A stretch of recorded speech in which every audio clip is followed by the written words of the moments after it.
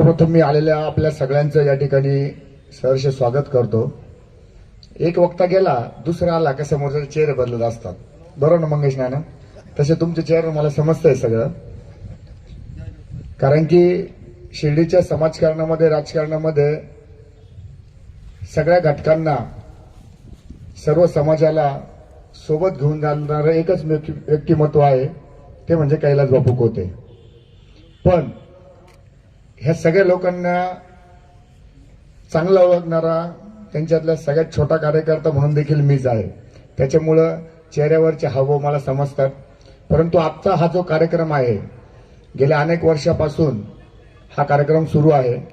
मी आपल्याला एकच गोष्ट सांगाल, कुठलीही गोष्ट एखादी जर सातत्याने करायची असेल तर ती गोष्ट सातत्याने करण्यासाठी त्या नेत्यामध्ये, त्या सामाजिक कार्यकर्त्यामध्ये खूप क्षमता असावी लागते।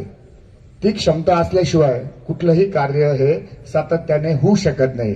आणि ती सर्व क्षमता आपल्या सगळ्यांचे मार्गदर्शक कैलास बापू कोतेंमध्ये आहे। त्याच्यामुळेच हा सामुदायिक विवाह सोहळा गेल्या अनेक वर्षापासून सातत्याने सुरू आहे। हा सातत्याने सुरूच आहे, परंतु हा कार्यक्रम घ्यायचा म्हणून कधी घेतला जात नाही। ह्या कार्यक्रमाच्या नियोजनामध्ये मी पहिली 12 वर्ष सर्व लग्नाचं मंडपातलं जे काम आहे त्याची व्यवस्था बघितलेली आहे। जे काही करायचं ते चांगलं करायचं, आणि मला असं वाटतं की जे काही करायचं ते चांगलं करायचं। याच्याचमुळं आतापर्यंत जेवढे पण लग्न झालेत त्यांचे सगळ्यांचे संसार जे आहेत ते सुरळीत चालू आहेत, आणि त्या सुरळीत चाललेल्या संसारामुळे सगळ्यांचे आशीर्वाद या ठिकाणी कैलास बापूंवर आजपर्यंत तसेच आहे। त्याच्यामुळं बापूंचं हे चांगलं चाललेलं कार्य कधी आतापर्यंत थांबलेलं नाही। मी आज मांडव डहाळे जेवणाच्या निमित्ताने एवढंच आपल्या शिर्डीकरांना, सर्व सामाजिक कार्यकर्त्यांना विनंती करतो की आपण सर्वजण ज्या ज्या ठिकाणी असे सामाजिक कार्यक्रम या ठिकाणी होत असतील त्या ठिकाणी आपण सर्वांनी सहभागी व्हावं।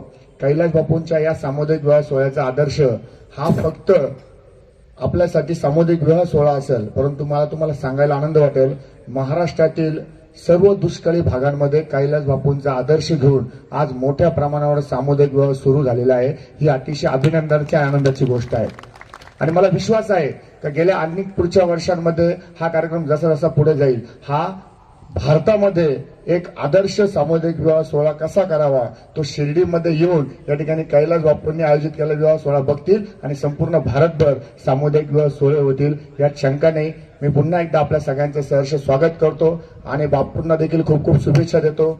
भविष्यामध्ये आपल्याकडून असेच आणखी या ठिकाणी मोठे मोठे कार्यक्रम हो, आणि त्यामध्ये आमचाही सहभाग कुठे ना कुठे असावा, अशा प्रकारची आपल्या सगळ्यांना विनंती करतो, आणि पुन्हा एकदा शुभेच्छा देऊन माझे 2 शब्द संपवतो। धन्यवाद। जय हिंद, जय महाराष्ट्र। उपस्थित असलेले